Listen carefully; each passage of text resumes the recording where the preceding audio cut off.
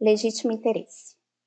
A LGPD ela traz ainda como uma das hipóteses em que é permitido o tratamento de dados pessoais quando o tratamento for necessário para atender aos interesses legítimos do controlador ou de terceiro, exceto nos casos de prevalecerem direitos e liberdades fundamentais do titular que exijam a proteção dos dados pessoais. Então, o primeiro ponto que nós temos que observar aqui é que tem que ter um balanceamento entre os interesses legítimos do responsável pelo tratamento e os direitos e liberdades fundamentais do titular de dados. O legítimo interesse do controlador, ele somente poderá fundamentar o tratamento de dados pessoais para finalidades legítimas, consideradas a partir de situações concretas. É o que diz o artigo 10 da LGPD. Agora, por finalidades legítimas, entende-se que são os propósitos legítimos, específicos, explícitos e informados ao titular.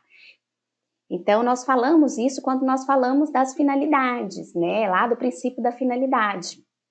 Então, a finalidade, ela tem que ser legítima, ela não pode ser contrária à lei, tem que ser específica, explícita e tem que ser informada ao titular.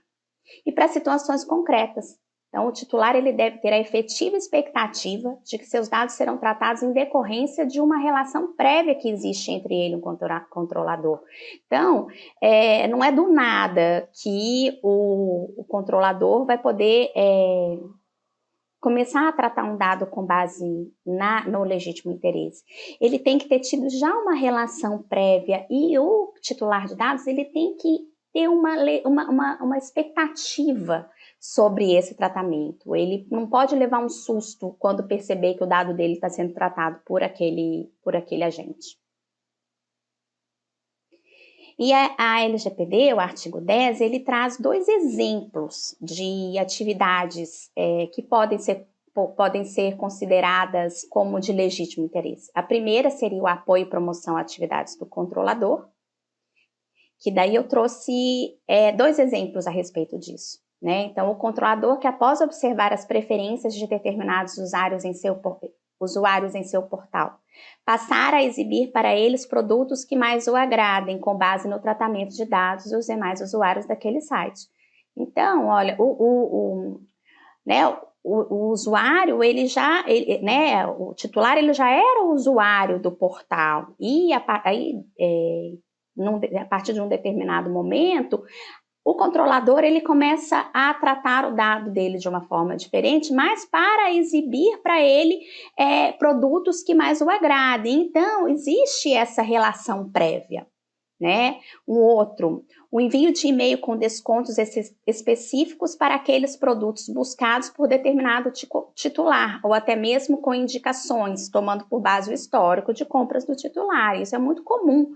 Né, a gente receber, eu que estudo muito sobre LGPD, então eu sempre que eu entro em algum site de alguma livraria, vem para mim as sugestões de livros com base no meu histórico de compra, né, com base nos livros de LGPD, de compliance, os livros que mais se adequam ao meu perfil de compra.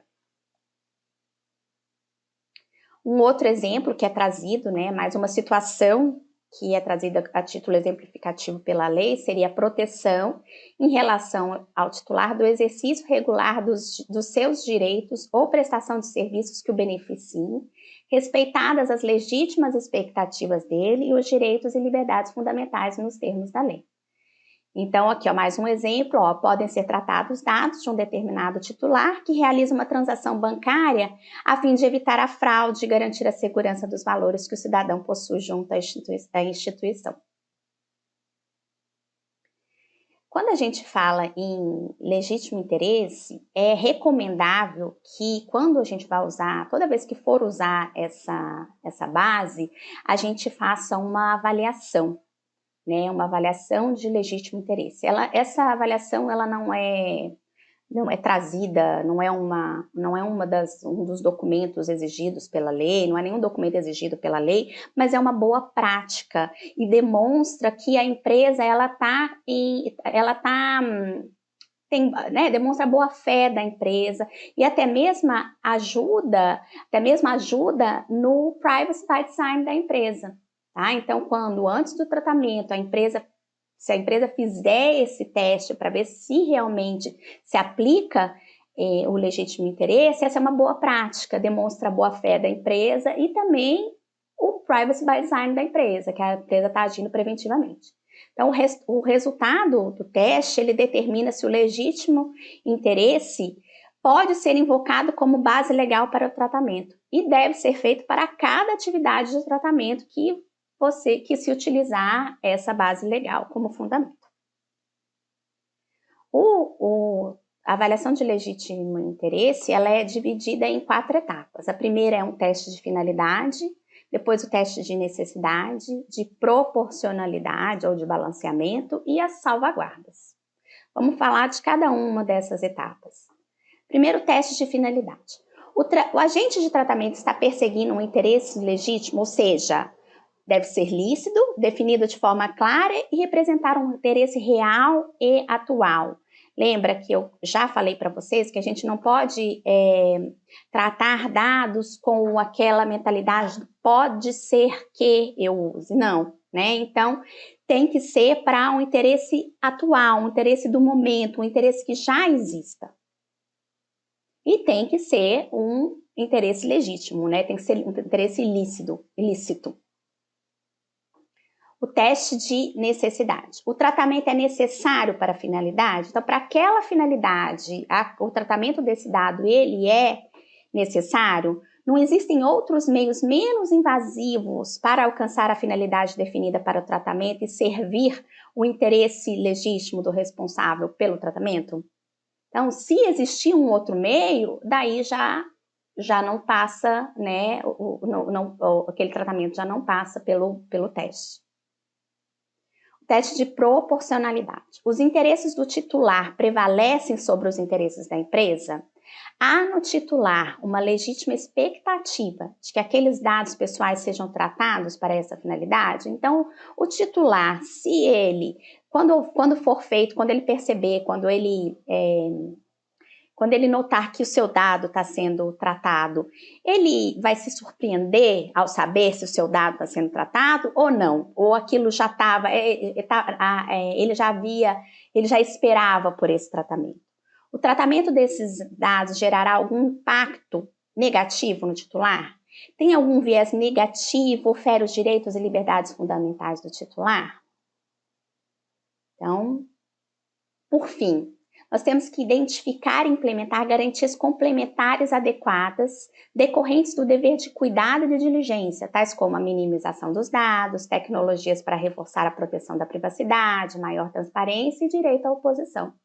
Então, primeiro a gente faz aquelas perguntas, passou naquelas 3 perguntas, daí vamos começar aí aplica-se as salvaguardas, né? Daí você já define quais salvaguardas vão ser implantadas para garantir, né, que aquele tratamento ele não traga nenhum prejuízo para o dado, para o titular, para que não haja nenhum prejuízo para o titular de dados.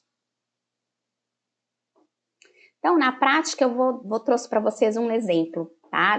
Da aplicação do teste de legítimo interesse. Uma loja de computadores obtém provenientes dos seus clientes as informações dos respectivos contatos no âmbito da venda de um produto e utiliza essas informações de contato para publicitar os seus próprios produtos análogos por correspondência. A loja vende igualmente produtos através da internet e envia mensagens de correio eletrônico promocionais quando chega uma nova linha de produtos para venda. Então, os clientes são claramente informados sobre a possibilidade de se oporem ao tratamento dos dados, sem custos e de forma fácil, no momento em que os seus dados são recolhidos e cada vez que uma mensagem é enviada, caso o cliente não tenha se oposto inicialmente. Então, aqui já tem a salvaguarda, né? Então, o direito à oposição é uma salvaguarda. Então, se eu não quero mais, né, a empresa está fazendo esse tratamento de dados com base no legítimo interesse. Então, eu não consenti para aquele tratamento de dados, mas foi feito o teste de legítimo interesse e a empresa viu que ela teria um legítimo interesse para encaminhar aqueles e-mails. Mas aí, o que ela faz como salvaguarda? Ela dá ao cliente, ao titular de dados, o direito de oposição. A transparência do tratamento, o fato de o cliente poder razoavelmente esperar receber ofertas relativas a produtos análogos enquanto cliente da loja, e o fato de ter o direito de se opor ajudam a reforçar a legitimidade do tratamento e a garantir a salvaguarda dos direitos das pessoas. No outro lado, a ponderar, não parece existir qualquer impacto desproporcional no direito ao respeito pela vida privada da pessoa em causa. Nesse exemplo, partimos do princípio que a loja de computadores não criou perfis complexos dos seus clientes, por exemplo, utilizando análises pormenorizadas dos dados relativos à sequência de cliques. Tá? Então, não existe nenhum impacto desproporcional. Qual vai ser o impacto daquela pessoa aquela pessoa que já tinha um relacionamento anterior com a loja, receber e-mails com propaganda da loja? Ela tem uma expectativa com relação àquilo, ela poderia esperar aquilo. E além disso, se ela não quiser continuar, ela pode se opor àquilo. Então, nesse caso aqui, essa situação passaria pelo teste do legítimo interesse. Com relação ao legítimo interesse, era isso que eu queria falar para vocês, então nos vemos na próxima aula.